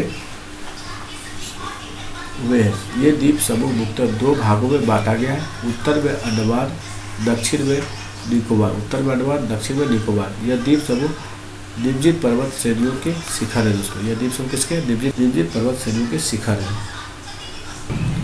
चलिए हम लोग सामाजिक विज्ञान का चैप्टर नंबर 3 देखते हैं, भूगोल का अध्याय 3 अपवाह तंत्र पर चर्चा करेंगे हम लोग। चलिए, अपवाह एक क्षेत्र के नदी तंत्र की व्याख्या के लिए उपयोग में होते हैं। एक क्षेत्र के नदी तंत्र की व्याख्या के लिए उपयोग होता है अपवाह दोस्तों। अपवाह द्रोण एक नदी तंत्र द्वारा जिस क्षेत्र का जल प्रभावित होता है उसे अपवाह द्रोणी कहते हैं। विश्व की सबसे बड़ी अपवाह द्रोणी कौन सी है दोस्तों? विश्व की सबसे बड़ी अपवाह द्रोणी अमेज़न नदी है दोस्तों। भारत की सबसे बड़ी अपवाह द्रोणी कौन है? भारत की सबसे बड़ी अपवाह द्रोणी गंगा नदी है दोस्तों। भारत की सबसे बड़ी अपवाह द्रोणी गंगा। जल विभाजक देखिए, कोई भी ऊंचा क्षेत्र जैसे पर्वत, उच्च भूमि के 2 पड़ोसी अपवाह द्रोणियों को एक दूसरे से अलग करते हैं। कोई भी ऊंचा क्षेत्र जैसे पर्वत हो गया, उच्च भूमि के 2 पड़ोसी अपवाह द्रोणियों के एक दूसरे से अलग करते हैं। इस प्रकार की उच्च भूमि को जल विभाजक कहते हैं। इस प्रकार की उच्च भूमि को क्या कहते हैं? इस प्रकार की उच्च भूमि को जल विभाजक कहते हैं। भारत के अपवाह तंत्र देखिए, भारत के अपवाह तंत्र में भारत के अपवाह तंत्र का नियंत्रण मुख्यतः भौगोलिक आकृतियों के द्वारा होता है। भारत के अपवाह तंत्र का नियंत्रण मुख्यतः भौगोलिक आकृतियों के द्वारा होता है। इस आधार पर भारतीय नदियों को 2 मुख्य वर्गों में विभाजित किया गया। भारतीय नदियों को 2 मुख्य वर्गों में विभाजित किया गया। एक हिमालय की नदियाँ और दूसरा प्रायद्वीपीय नदियाँ दोस्तों। देखिए, हिमालय की नदियाँ चलिए हम लोग देखते हैं। हिमालय की अधिकतर नदियाँ 12मासी नदियाँ होती है। इसमें वर्ष भर पानी रहता है क्योंकि इन्हें वर्षा के अतिरिक्त ऊंचे पर्वतों के पिघलने वाले हिम द्वारा भी जल प्राप्त होता है। इनमें वर्ष भर पानी रहता है क्योंकि इन्हें वर्षा के अतिरिक्त ऊंचे पर्वत से पिघलने वाले हिम द्वारा भी जल प्राप्त होता है। हिमालय की 2 मुख्य नदियाँ सिंधु और ब्रह्मपुत्र। हिमालय की 2 मुख्य नदियाँ सिंधु और ब्रह्मपुत्र इस पर्वतीय श्रृंखला के उत्तरी भाग से निकलती है। इन नदियों ने पर्वतों को काटकर गौरजों का निर्माण करती हैं। हिमालय की नदियाँ अपने उत्पत्ति के स्थान से लेकर समुद्र तक के लंबे रास्ते को तय करती है। ये अपने मार्ग के ऊपरी भागों में तीव्र अपरदन क्रिया करती है तथा अपने साथ भारी मात्रा में सिल्ट और बालू के संवहन करती है। मध्य एवं निचले भागों में ये नदियाँ विसर्ग गोकुल झील अपने बाढ़ वाले मैदानों में बहुत सी अन्य निक्षेपण आकृतियों का निर्माण करती है। ये मध्य एवं निचले भागों में ये नदियाँ विसर्ग गोकुल झील तथा अपने बाढ़ वाले मैदानों में बहुत सी अन्य निक्षेपण आकृतियों का निर्माण करते हैं। ये पूर्ण विकसित डेल्टाओं का निर्माण करती है दोस्तों। चलिए हम लोग देखते हैं, ये है अमेज़न नदियों दोस्तों। हिमालय की प्रमुख नदियाँ देखिए, सिंधु नदी तंत्र हो गया, फिर गंगा नदी तंत्र, ब्रह्मपुत्र नदी तंत्र दोस्तों। सिंधु और गंगा तथा ब्रह्मपुत्र हिमालय से निकलने वाली प्रमुख नदियाँ। ये नदियाँ लंबी तथा अनेक महत्वपूर्ण एवं बड़ी सहायक नदियाँ आकार इनमें मिलती है। किसी नदी तथा उसकी सहायक नदियों को नदी तंत्र कहते हैं। किसी नदी तथा उसकी सहायक नदियों को क्या कहते हैं? नदी तंत्र कहा जाता है। सिंधु नदी तंत्र देखिए, सिंधु नदी का उद्गम मानसरोवर झील के निकट तिब्बत में स्थित। सिंधु नदी का उद्गम कहाँ है? मानसरोवर झील के निकट तिब्बत में स्थित। पश्चिम की ओर बहते हुए यह नदी भारत में लद्दाख में प्रवेश करती है। पश्चिम की ओर बहती हुई नदी कहाँ? भारत में लद्दाख में प्रवेश करती है सिंधु दोस्तों। पश्चिम की ओर बहती है, ये ध्यान रखिए। इस भाग में यह बहुत ही सुंदर दर्शनीय इस भाग में यह एक बहुत ही सुंदर दर्शनीय गॉर्ज का निर्माण करती है। सिंधु नदी बलूचिस्तान तथा गिलगित से बहते हुए अटक में पर्वतीय क्षेत्रों से बाहर निकलते हैं। सिंधु नदी जो है बलूचिस्तान तथा गिलगित से बहते हुए अटक के पर्वतीय क्षेत्रों से बाहर निकलती है। चलिए हम लोग आगे देखते हैं। इसकी सहायक नदियाँ देखिए, इस क्षेत्र में बहुत सी सहायक नदियाँ जैसे जास्कर, नुब्रा, श्योक तथा हुंजा इस नदी में मिलती है। इस सहायक नदियाँ इस क्षेत्र में बहुत सी सहायक नदियाँ जैसे जास्कर, नुब्रा, श्योक तथा हुंजा इस नदी में मिलती है। सिंधु नदी की लंबाई देखिए दोस्तों, 2900 किलोमीटर लंबी सिंधु नदी विश्व की नदियों में से एक है। सिंधु नदी की लंबाई जो 2900 किलोमीटर है दोस्तों। सिंधु नदी विश्व की लंबी नदियों में से एक है। अंत में इसे कराची से पूर्व की ओर अरब सागर में मिल जाती है। अंत में यह कराची से पूर्व की ओर अरब सागर में मिलती है। गंगा नदी तंत्र देखिए, लंबाई, गंगा की लंबाई 2525 पुराना एनसीईआरटी में दिया गया था दोस्तों, नई में आपका 2525 किलोमीटर है होगा दोस्तों, ध्यान रखिए 2525 किलोमीटर अधिक है। इसकी मुख्य धारा भागीरथी और गंगोत्री हिमनद से निकलती है। इसकी जो मुख्य धारा गंगा नदी की किससे निकलती है? भागीरथी और गंगोत्री हिमनद से निकलती है।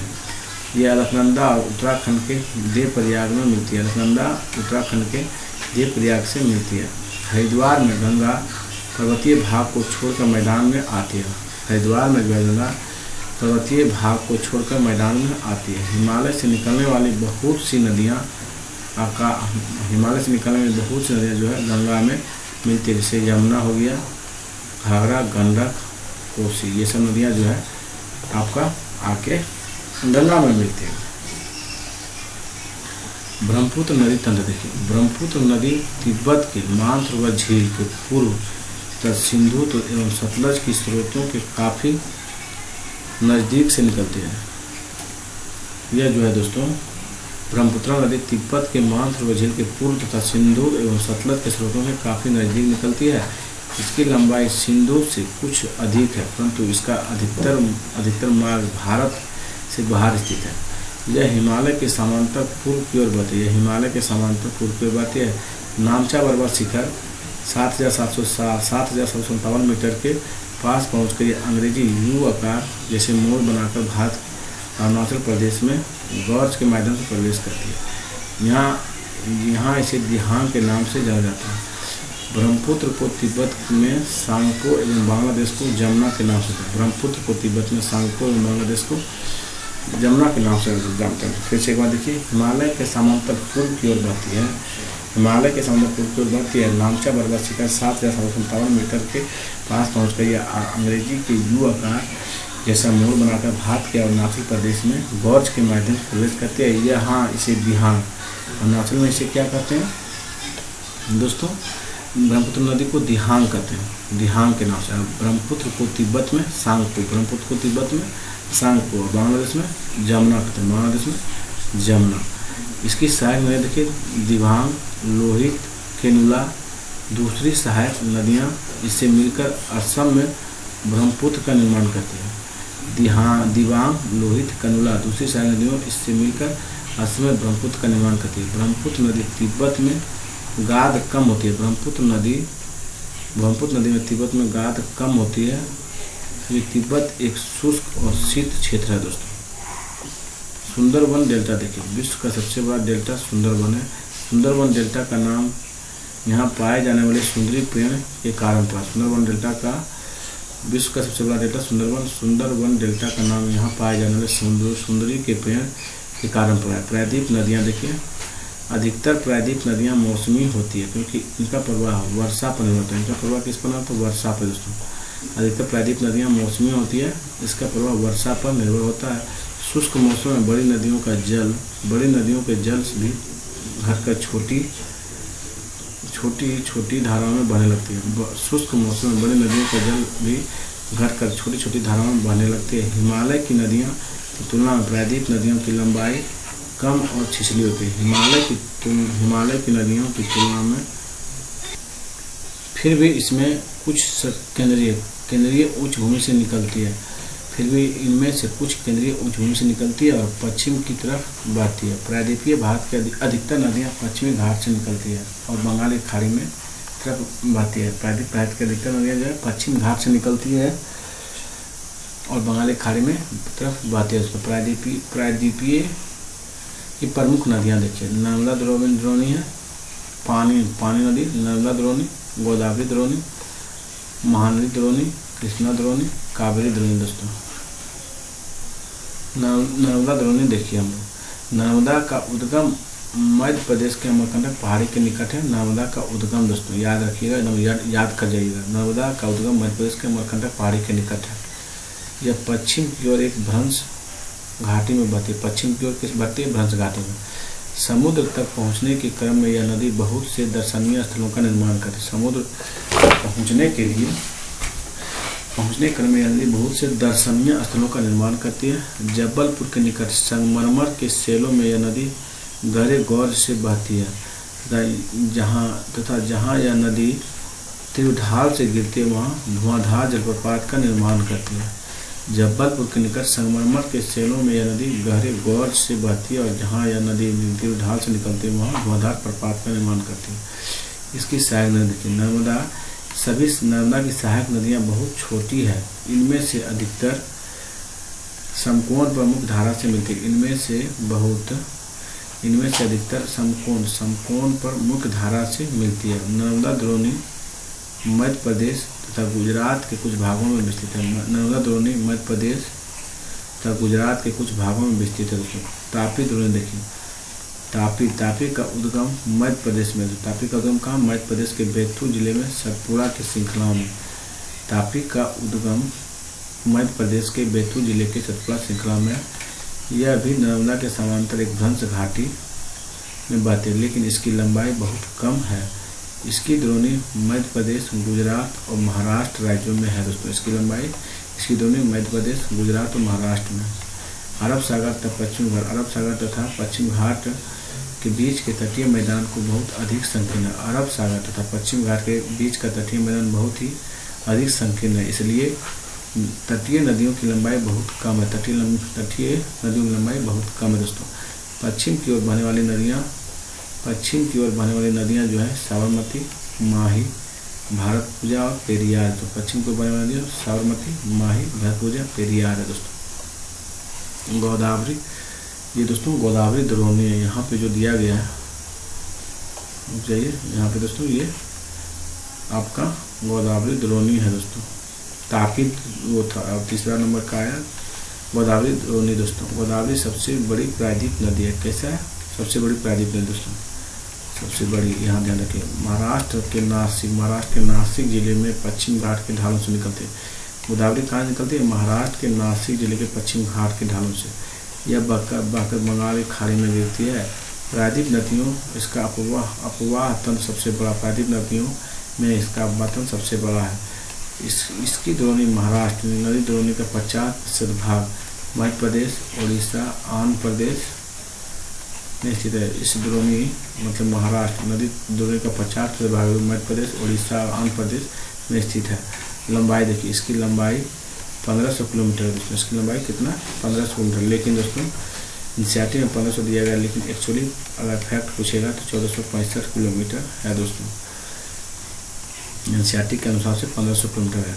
इसकी सहायक नदियाँ देखिए, गोदावरी में अनेक सहायक नदियाँ मिलती है, जैसे पूर्णा, वर्धा, प्राणहिता, मजरा, वेनगंगा, पेनगंगा। दोस्तों इसकी सहायक नदियाँ कौन कौन है? गोदावरी की अनेक सहायक नदियाँ पूर्णा है, वर्धा, प्राणहिता, मजरा, वेनगंगा, पेनगंगा। इनमें से अंतिम तीनों सहायक नदियाँ बहुत बड़ी है। दोस्तों तीनों नदियाँ जो है बहुत बड़ी है। बड़े आकार और विस्तार करने से दक्षिण गंगा के नाम से भी जाता है। बड़े आकार और विस्तार के कारण से दक्षिण गंगा के नाम से भी जाना जाता है। चलिए नेक्स्ट देखते हैं, महानदी का उद्गम छत्तीसगढ़। महानदी का उद्गम कहाँ से होता है? दोस्तों महानदी का उद्गम छत्तीसगढ़ की उच्च भूमि से या उड़ीसा से बहती हुई बंगाल की खाड़ी में मिल जाती है। दोस्तों यह महानदी का उद्गम जो है छत्तीसगढ़ की उच्च भूमि से है तो यह उड़ीसा से बहती हुई बंगाल की खाड़ी में मिल जाती है। लंबाई देखिए, इस नदी की लंबाई 860 किलोमीटर है। महानदी की लंबाई कितनी है दोस्तों? महानदी की लंबाई 860 किलोमीटर है। इसका अपवाद द्रोणी महाराष्ट्र, छत्तीसगढ़, झारखंड और उड़ीसा है दोस्तों। इसका अपवाद द्रोणी कौन है? महाराष्ट्र, छत्तीसगढ़, झारखंड, उड़ीसा दोस्तों। कृष्णा द्रोणी देखिए, कृष्णा द्रोणी महाराष्ट्र के पश्चिमी घाट, महाराष्ट्र के पश्चिम घाट के महाबलेश्वर, महाराष्ट्र के पश्चिम घाट, कृष्णा द्रोणी का जो उद्गम महाराष्ट्र के पश्चिम घाट के महाबलेश्वर के निकट एक स्रोत से निकलकर कृष्णा लगभग 1400 किलोमीटर बकर बंगाल की खाड़ी में गिरती। किसमें? बंगाल की खाड़ी में गिरती दोस्तों। चलिए, इसकी सहायक नदियां हैं आपका तुंगभद्रा, कोयना, घाटकोपर, मूसी। कृष्णा की जो सहायक नदियां कौन कौन है? तुंगभद्रा, कोयना, घाटकोपर, मूसी और भीमा। इसकी कुछ सहायक नदियां हैं दोस्तों, तुंगभद्रा, कोयना, घाटकोपर, मूसी और भीमा दोस्तों कृष्णा की। इसकी द्रोणी कहाँ दोस्तों? महाराष्ट्र, कर्नाटक और आंध्र प्रदेश में। कृष्णा की जो द्रोणी है, द्रोणी जो है महाराष्ट्र, कर्नाटक और आंध्र प्रदेश में फैली है दोस्तों। कावेरी नदी देखिए, कावेरी पश्चिम घाट, कावेरी जो है पश्चिम घाट के ब्रह्मगिरी श्रृंखला, पश्चिम घाट के ब्रह्मगिरी श्रृंखला से निकलती है और तमिलनाडु के कुडलूर के दक्षिण में बंगाली खाड़ी में मिल जाती है। कावेरी नदी जो है पश्चिम घाट के ब्रह्मगिरी श्रृंखला से निकलती है और तमिलनाडु के कुडलूर के दक्षिण में बंगाली खाड़ी मिल जाती है। इसकी लंबाई 760 किलोमीटर, कितनी? 760 किलोमीटर। इसकी सहायक नदियाँ, इसका प्रमुख सहायक नदियाँ अमरावती, भवानी, हेमावती और कावेरी। इसकी प्रमुख सहायक नदियाँ कौन से? अमरावती, भवानी, हेमावती और कामनी दोस्तों। इसकी द्रोणी तमिलनाडु, केरल और कर्नाटक में। इसकी द्रोणी कहाँ पे है दोस्तों? आपका कावेरी नदी द्रोणी कहाँ? तमिलनाडु, केरल और कर्नाटक में स्थित है दोस्तों। झील देखिए, पृथ्वी के सतह के गर्त वाले भागों में जहाँ जल जमा होता है उसे झील कहते हैं। बड़े आकार वाले झीलों के समुद्र कहा जाता है। बड़े आकार वाले झीलों को क्या कहते हैं? समुद्र दोस्तों। जैसे कैस्पियन मृत, कैस्पियन मृत और अरल सागर, कैस्पियन मृत और अरल सागर दोस्तों। अब बात देखिए, कैस्पियन मृत और अरल सागर ये सब दोस्तों। झीलों की उपयोगिता देखिए, झीलों की उपयोगिता क्या है? बाढ़ की रोकथाम दोस्तों। झीलों की उपयोगिता के लिए बाढ़ की रोकथाम, नदी के बहाव को सुचारू बनाना, नदी के बांधों को सुचारू बनाना, जल विद्युत का निर्माण, जलवायु को समान बनाना और जलीय परितंत्र को संतुलित रखना और पर्यटन को बढ़ावा देना दोस्तों। इसे देखिए, बाढ़ की रोकथाम है, जल झीलों की उपयोगिता, नदी के बांध को सुचारू बनाना, जल विद्युत का निर्माण और जलवायु को समान बनाना, जलीय परितंत्र को संतुलित करना, पर्यटन को बढ़ावा देना दोस्तों। भारत में झीलें देखिए, भारत में बहुत सी झीलें हैं, एक दूसरे से आकार तथा अन्य लक्षणों में भिन्न है। अधिकतर झीलें अस्थायी होती है, अधिकतर झीलें जो होती है दोस्तों अस्थायी होती है तथा कुछ में केवल वर्षा ऋतु में ही पानी होते हैं जैसे अंतर्देशीय अपवाह वाले अर्धशुष्क क्षेत्रों में द्रोणी वाली झीलें, अंतर्देशीय अपवाह वाले अर्धशुष्क श्रेणी की द्रोणी वाली झीलें। यहाँ कुछ ऐसी झीलें जिनका निर्माण हिमानियों के बर्फ चादर की क्रिया के फलस्वरूप हुआ है, जबकि कुछ अन्य झीलों का निर्माण वायु, नदियों, मानवीय क्रियाकलापों के कारण हुआ है। चलिए, भारत में मीठे पानी की प्राकृतिक झीलें देखिए, बूलर है, डल है, भीमताल है, नैनीताल है, लोकताल है, बड़ा पानी। जैसे मीठे पानी की झीलें कौन कौन है इसमें? बूलर है, डल है, भीमताल, बूलर, डल, भीमताल, नैनीताल, लोकताल, बड़ा पानी दोस्तों। भारत में मानव निर्मित झील देखिए, भारत में मानव निर्मित झील कौन सा है दोस्तों? गोविंद सागर है, राणा प्रताप सागर है और निजाम सागर है और महत्वपूर्ण झील। भारत में मानव निर्मित झील कौन कौन से? गोविंद सागर, राणा प्रताप सागर, निजाम सागर, महत्वपूर्ण झीलें। भारत में मानव निर्मित झील गोविंद सागर, राणा प्रताप सागर, निजाम सागर है दोस्तों। नदियों का अर्थव्यवस्था में महत्व, नदियों के अर्थव्यवस्था में महत्व क्या है दोस्तों? भारत जैसे देश के लिए जहाँ की अधिकांश जनसंख्या जीविका के लिए कृषि पर निर्भर है, वहाँ सिंचाई, नौ संचालन, जल विद्युत निर्माण में नदियों की महत्व बहुत अधिक है दोस्तों। नदी प्रदूषण देखिए, नदी जल घरेलू, औद्योगिक और कृषि में बढ़ती मांग के कारण इसकी गुणवत्ता प्रभावित हुई है। नदी जल की घरेलू औद्योगिक तथा कृषि में बढ़ती मांग के कारण इसकी गुणवत्ता प्रभावित हुई है। इसके परिणाम स्वरूप नदियों से अधिक जल की निकासी होती है, इसका आयतन घटता जाता है। दूसरी ओर उद्योगों का प्रदूषण और परिष्कृत कचरे नदी में मिलते रहते हैं। यह केवल जल की गुणवत्ता को ही नहीं बल्कि नदी की स्वतः स्वच्छीकरण की क्षमता को भी प्रभावित करता है। चलिए आगे चलते हैं। नदी प्रदूषण से बचाव दोस्तों, नदी प्रदूषण से बचाना। देखिए, नदियों में बढ़ते प्रदूषण के कारण इनको स्वच्छ बनाने के लिए अनेक कार्य योजनाएं लागू की गई है। राष्ट्रीय नदी संरक्षण योजना NRCP दोस्तों, NRCP। देश में नदी सफाई कार्यक्रम का शुभारंभ 1985 में गंगा एक्शन प्लान GAP के साथ आरंभ हुआ। 1995 राष्ट्रीय नदी संरक्षण योजना NRCP के तहत अन्य नदियों को जोड़ने के लिए गंगा कार्य योजना का विस्तार किया गया। नदियाँ देश में जल का प्रमुख स्रोत है। नदियाँ जो देश में जल का प्रमुख स्रोत है। NRCP के उद्देश्य नदियों के जल प्रदूषण को कम करके जल की गुणवत्ता में सुधार करना है। देखिए क्वेश्चन आंसर दोस्तों, बुलर झील किस राज्य में स्थित है? तो ये आपका जम्मू कश्मीर राज्य में बुलर झील स्थित है। चलिए देखिए, नर्मदा नदी का उद्गम कहाँ है दोस्तों? अमरकंटक में नर्मदा नदी का उद्गम है। क्वेश्चन नंबर 3 देखिए, कौन सी लवणीय झील है दोस्तों? तो आपका सामर जो है लवणीय झील है। सामर राजस्थान में पड़ता है, लवणीय झील है दोस्तों। चलिए क्वेश्चन नंबर 4 देखिए, प्रायद्वीपीय भारत की सबसे बड़ी नदी है दोस्तों? तो ये गोदावरी है दोस्तों। कौन सी नदी प्रायद्वीपीय सबसे बड़ी? गोदावरी दोस्तों। नदियों में कौन सी नदी भ्रंश घाटी से होकर बहती है? ये तापी नदी भ्रंश घाटी से होकर बहती है दोस्तों। चलिए क्वेश्चन नंबर 2 देखते हैं, जल विभाजक का क्या अर्थ होता है? एक उदाहरण दीजिए। उत्तर है जैसे कोई उच्च भूमि जैसे पर्वत जो दो पड़ोसी अपवास श्रेणियों को अलग करती है उसे जल विभाजक कहते हैं। कोई उच्च भूमि जैसे पर्वत जो दो पड़ोसी अपवास श्रेणियों को अलग करते हैं उसे जल विभाजक कहते हैं। उदाहरण जैसे सिंधु गंगा नदी तंत्र के बीच जल विभाजक अम्बाला के इलाके अम्बाला इसके जल विभाजक का स्थित है दोस्तों। इसके जल विभाजक पर स्थित है अम्बाला दोस्तों। भारत में सबसे विशाल नदी द्रोणी कौन सी है? तो ये देखते हैं, भारत की सबसे विशाल नदी द्रोणी गंगा नदी की द्रोणी है। गंगा नदी की लंबाई फिर देखिए 2525 किलोमीटर है दोस्तों। सिंधु और गंगा नदियों कहाँ से निकलती है दोस्तों? सिंधु नदी तिब्बत के मानसरोवर झील से पास निकलती है और गंगा नदी गंगोत्री नामक हिमालय से निकलती है जो हिमालय के दक्षिणी ढाल में स्थित है। हिमालय के किस ढाल में स्थित है? दक्षिणी ढाल में दोस्तों। गंगा की दो मुख्य धाराओं के नाम लिखिए, ये कहाँ पर एक दूसरे से मिलकर गंगा नदी का निर्माण करती है? चलिए देखते हैं। अलकनंदा और भागीरथी गंगा की दो मुख्य धाराएं हैं। ये दोनों देव प्रयाग में मिलकर गंगा नदी का निर्माण करती है दोस्तों। लंबी धारा होने के बावजूद तिब्बत के क्षेत्र में ब्रह्मपुत्र में कम गाद क्यों है? तिब्बत ब्रह्मपुत्र नदी को सांगपो कहा जाता है। तिब्बत में ब्रह्मपुत्र नदी को सांगपो कहते हैं तथा तिब्बत में इसे बहुत कम पानी प्राप्त होता है, इसलिए इसमें तिब्बत के क्षेत्रों में कम गाद पाई जाती है। इसके विपरीत जब यह नदी भारत में प्रवेश करती है तो यह ऐसे क्षेत्र से गुजरती है जहाँ बहुत अधिक वर्षा होती है।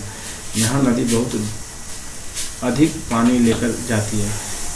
इसी कारण इसमें गाद की मात्रा बढ़ जाती है, क्योंकि तिब्बत का मौसम ठंड व शुष्क तिब्बत का जो मौसम होता है ठंड और शुष्क है, इसलिए तिब्बत में बहुत कम पानी प्राप्त होता है और इस क्षेत्र में गाद भी कम पाई जाती है। नेक्स्ट क्वेश्चन देखिए, कौन सी दो प्रायद्वीप नदियाँ तट से होकर बहती है और समुद्र में प्रवेश करने के पहले वे किस प्रकार की आकृतियों का निर्माण करती है? उत्तर देखिए, दो प्रायद्वीप नदियों जो गर्त से होकर बहती है वे नर्मदा और तापी है। वे कौन है? नर्मदा और तापी दोस्तों। वे समुद्र में प्रवेश करने से पहले ज्वारनंद का निर्माण करती है। किसका दोस्तों? ज्वारनंद का निर्माण करती है। नेक्स्ट देखिए, नदियों तथा झीलों के कुछ आर्थिक महत्व को बताएं। नदियाँ और झीलों की नदी बहाव को नियंत्रित करती है। ये अतिवृष्टि के समय बाढ़ को रोकती है। अतिवृष्टि के समय बाढ़ को रोकती है। अनावृष्टि के समय ये पानी के बहाव को बनाए रखती है। इनका उपयोग जल विद्युत उत्पादन के लिए किया जाता है।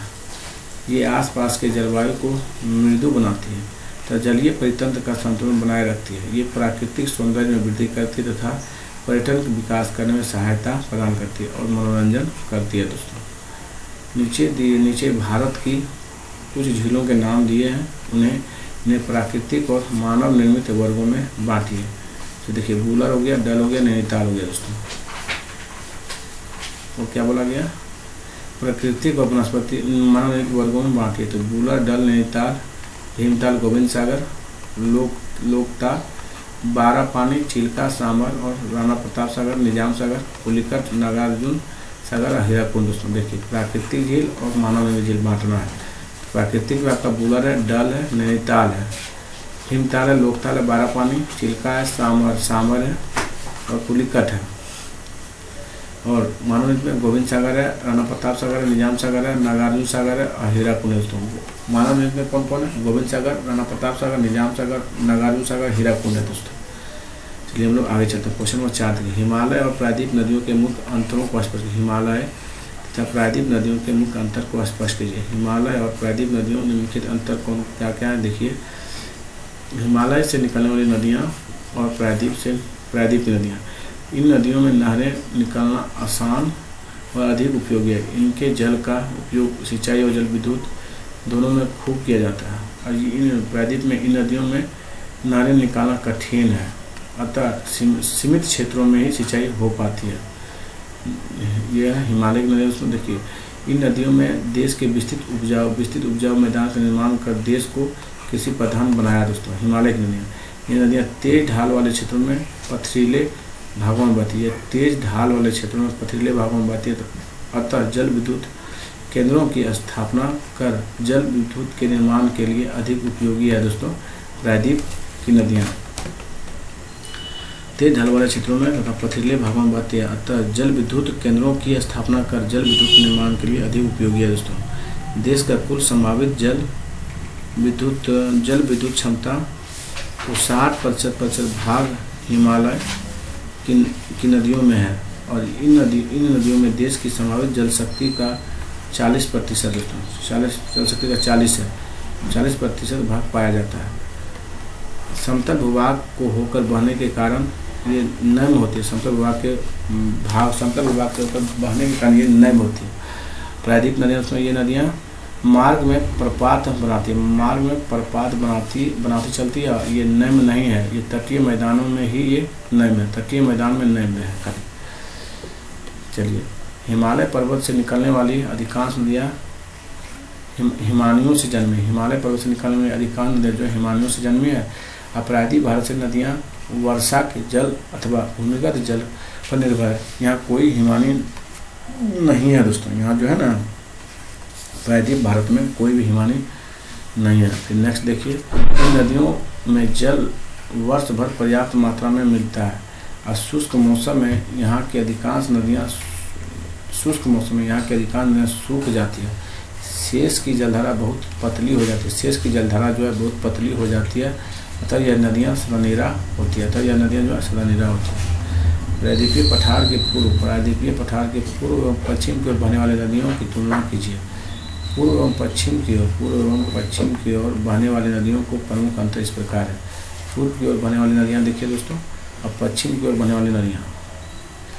पूर्व की ओर इधर है आपका पूर्व की ओर बहने वाली नदियाँ। दोस्तों ये याद रखिएगा, पूर्व की ओर है, इधर पश्चिम की ओर है। चलिए, पूर्व की ओर में कौन है? कृष्णा है, कावेरी है, गोदावरी है, महानदी पूर्व की ओर बहने वाली नदियाँ, नर्मदा, तापी पश्चिम की ओर बहने वाली नदियाँ। दोस्तों पूर्व की ओर बहने वाली नदियाँ बंगाल की खाड़ी में गिरती है और ये नदियाँ अरब सागर, पश्चिम को जो बहती है अरब सागर में गिरती है। इन नदियों का अब्बा तंत्र विकसित तथा आकार में बड़ा होता है। पूर्व की, दोस्तों सही बात है। इन नदियों का अब्बा तंत्र विकसित नहीं होता है दोस्तों पश्चिम की ओर। उनकी सहायक नदियाँ आकार में छोटी है। सहायक नदियाँ जो आकार में छोटी होती है पश्चिम नदियों में। दोस्तों ये नदियाँ बहुत गहराई में नहीं होती हैं। पूर्व की जो नदियाँ होती है बहुत गहराई में नहीं बहती है और पश्चिम की जो नदियाँ होती है ये गर्त यानी गहराई में बहती है। दोस्तों गर्त से होकर बहती है। ये नदियाँ पूर्वी तट पर बड़े डेल्टा, पूर्वी तट बड़े डेल्टा का निर्माण करती है पूर्व की नदियाँ दोस्तों। ये पश्चिम की नदियाँ जो है डेल्टा की बजाय ज्वार नद का निर्माण करती है पश्चिम की नदियाँ। और मुहाने के निकट इन नदियों की गति बहुत मंद हो जाती है और पूर्व की नदियाँ दोस्तों बहुत मंद होती है। पश्चिम की नदियों मुहाने के निकट इन नदियों की तुलना मुहाने के निकट इन नदियों की गति बहुत तेज हो जाती है। तो ये पश्चिमी नदियाँ हैं दोस्तों। इन नदियों की लंबाई अधिक होती है, पूर्व की नदियों की लंबाई अधिक होती है दोस्तों और पश्चिमी नदियों की लंबाई कम होती है दोस्तों। किसी देश की अर्थव्यवस्था के लिए नदियाँ महत्वपूर्ण क्यों हैं? नदियाँ किसी देश की अर्थव्यवस्था के लिए बहुत महत्वपूर्ण है। कुछ बिंदु जो नदियों की महत्ता को प्रदर्शित करते हैं नीचे दिए गए। नदियों से हमें प्राकृतिक ताज़ा पानी मिलता है जो मनुष्य सहित अधिकतर जीव जंतुओं के जीवन के लिए आवश्यक है।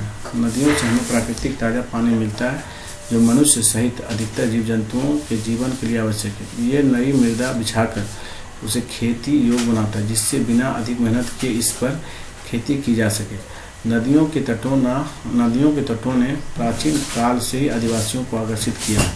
ये बस्तियां कालांतर में बड़े शहर बन गए दोस्तों। ये नदियां जो है ये नदियों के तटों पर प्राचीन काल से आदिवासियों को आकर्षित किया। ये बस्तियां कालांतर में बड़े शहर बन गए। ये जल के बहाव को नियंत्रित करने में सहायता करती थी। ये भारी वर्षा के समय बाढ़ को रोकती है दोस्तों। ये शुष्क मौसम के दौरान पानी का एक समान बहाव